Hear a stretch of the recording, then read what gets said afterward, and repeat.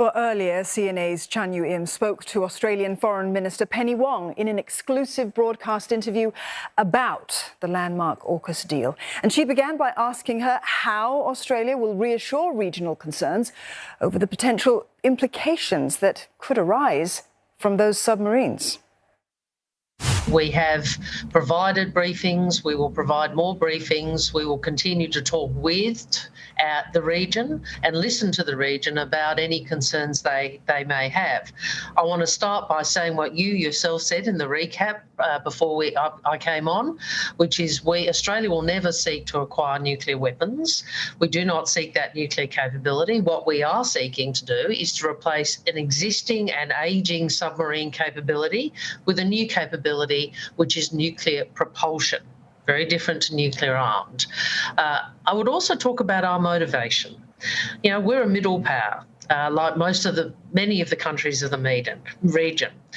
We don't seek to acquire this capability to do anything other than to seek to ensure a strategic equilibrium. We seek to acquire this capability in order to help keep the peace. We want a peaceful, stable, prosperous region, as Singapore, as Malaysia, as Indonesia does, and we want a region that is respectful of sovereignty.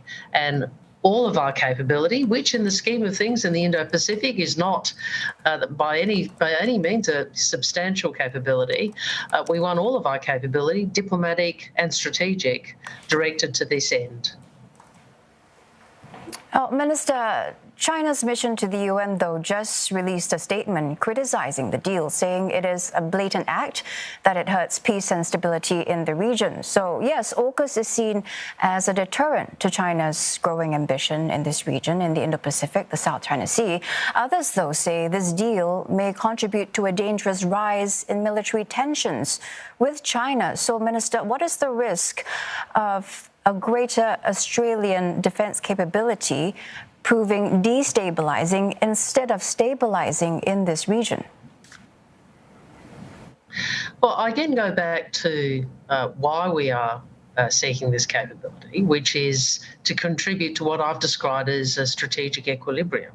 We want a region where no single country is dominated, no single country dominates. We want a region which is peaceful, stable and secure, and we will always work to that end, whether it's this capability, our economic engagement or our diplomatic capability. And you know, what I would say is people can judge this government and Australia by how we have operated in the region, and I think people will see, you know, we are not a country that is seeking to escalate. In fact, I and others have called for, in terms of the great powers, that we've urged that there be guardrails around the competition between the great powers.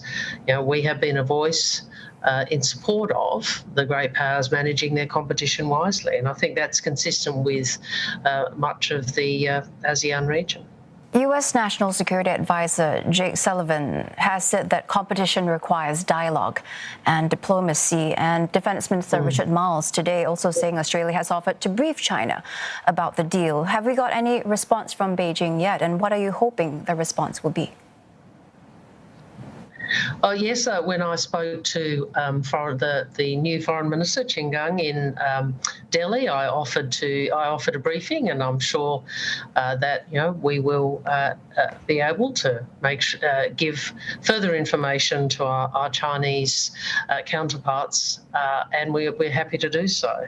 But can I go back to the beginning of your question, because I think that's a very good introduction, and that is dialogue. We were very pleased that President Biden put on the table guardrails and increased dialogue prior to his meeting last year with President Xi. We would continue to encourage that. I think the region would hope and expect that the great powers manage their competition wisely, put in place guardrails to ensure that there is not escalation, put in place frameworks to ensure there is not miscalculation. Australia obviously, is a US ally. There are many others in the region who are not, but we do share a very clear view about the importance of competition being managed, regardless of, where we come from. And Chinese President Xi Jinping, as you know, has secured a third term. And the trajectory of his first two terms, largely tackling corruption, Belt and Road, then eliminating poverty, raising per capita GDP, and then COVID-19 came. And now, given geopolitical tensions and poor relations with the West, he is very laser-focused on what he says is marrying development and security and pledging to build his military into a great wall of steel to defend China's interests, and one of which is to reunite with Taiwan by 2027. So to what extent, Minister, are you concerned that alliances like AUKUS and the Quad are driving or could drive a regional arms race that could lead to warfare in Asia? And if that happens, what would Australia do in such a situation? Well, first, the nub of your question appears to be that the engagement between partner nations such as the Quad, so including India and Japan, as well as Australia and the US, that engagement, which really is focused on peace and stability, is somehow escalatory. And I don't accept that, and I actually don't think the region believes that. We are being very transparent about what we seek.